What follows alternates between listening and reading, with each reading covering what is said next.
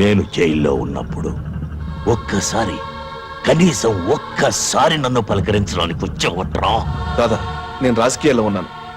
పైగా నాకు clean image ఉంది. Clean image? నీలాంటి రాజకీయ నాయకుడికి మురి కాలవుకి తేడా లేదురా. అన్నం తినే కుడి చేత్తో అశుద్ధం కడిగి ఎడం చేత్తో కూడా అవినీతిని తినడం అలవాటైపోయిందిరా. కోపం తెచ్చుకోకు. ఇప్పుడు నన్నేం చేయమంటావు?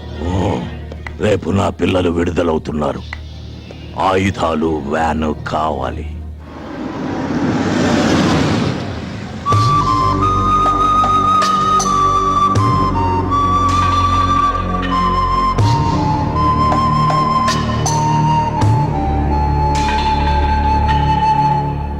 ఇంతకాలం నేరస్తులుగా బతికారు, ఇక నుంచైనా మనుషులుగా బతకండి. మేం తప్పు చేశాం, దానికి 10 శిక్ష అనుభవించాం. కానీ ఏ నేరం చేయకుండానే మా కుటుంబం బలైపోయింది. బలి తీసుకున్నవాడు బయట ఏ శిక్ష అనుభవించకుండా బతికిస్తున్నాడు. లేడిని పులి చంపటం మృగధర్మం, కానీ మనిషిని మనిషి చంపటం మానవ ధర్మం కాదయ్యా. మేం మానవులం కాదు, మృగాలం. మేం బయటకు వెళ్తుంది బ్రతకటానికి కాదు, చంపటానికి. మమ్మల్ని కన్నబిడ్డల్లా పెంచి పెద్ద చేసిన దాదాదారిలోనే మేము నడుస్తాం. 14 సంవత్సరాలుగా బయట ప్రపంచంతో సంబంధం లేకుండా కుక్కల్లా బతుకుతున్నారు. ఇకనైనా గతాన్ని మర్చిపోండి. మర్చిపోతాం. మేం పోగొట్టుకున్నవన్నీ మాకు తిరిగి ఇస్తే.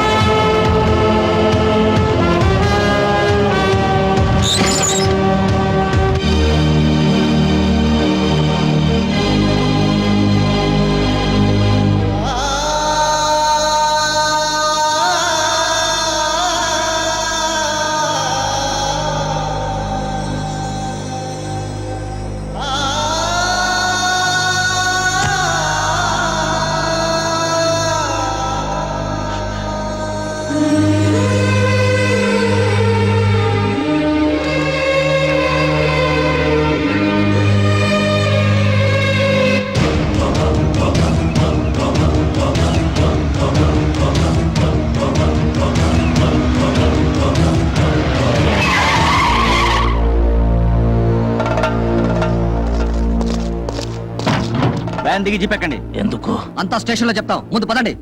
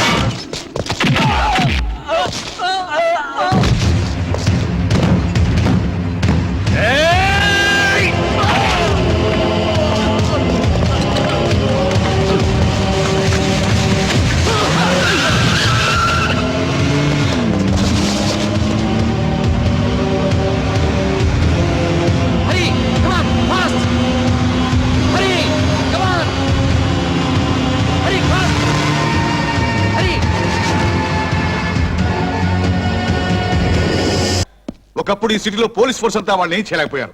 అలాంటిది 6గురితో ఎందుకు వెళ్ళావయ్యా బుద్ధి లేకుండా? అయినా వాళ్ళని అరెస్ట్ చేయమని ఎవరు చెప్పారు నీకు?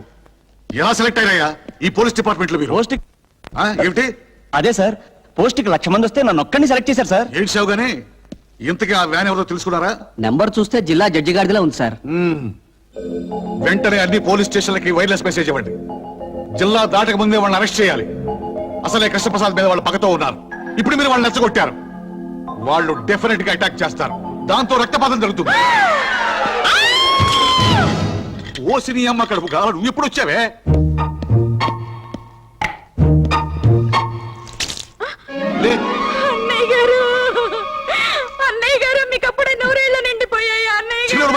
వాడికేం కాలేదే, వీళ్ళకి అక్కడికి పోలా. అలాగా ఆ. అయితే వెంటనే అన్నయ్య గారికి ఫోన్ చేయండి. ఆయన ఎక్కడున్నారో ఏమో.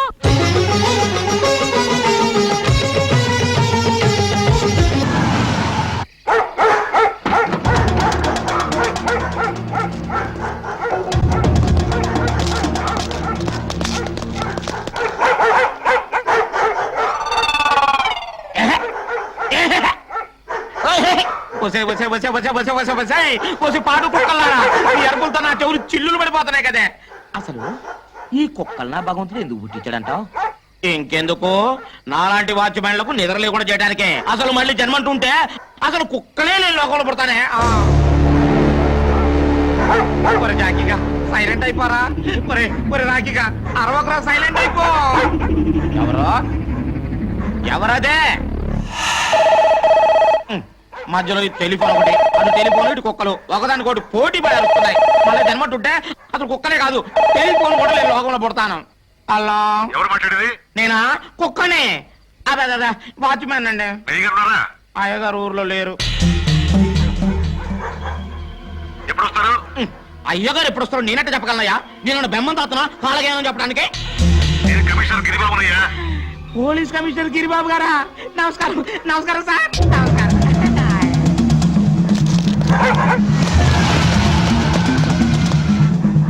ఎవరో ఎవరదే?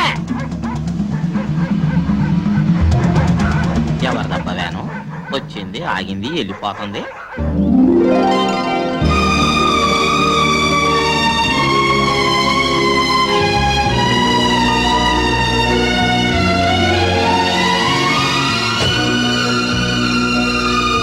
నమస్కారం అండి. ఇదేనా రావడం? అబ్బే, రాత్రంతా బయట పడుకొని ఇప్పుడే లోపలికి వస్తున్నా.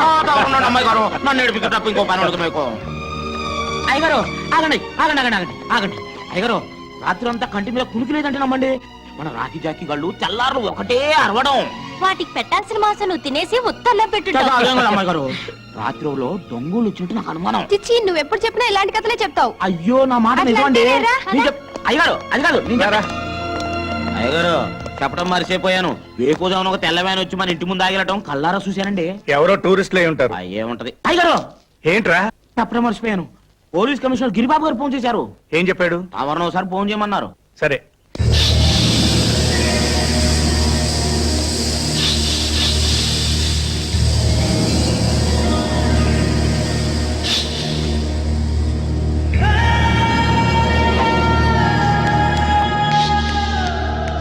దాదా వీళ్ళే కృష్ణప్రసాద్ కూతుండు.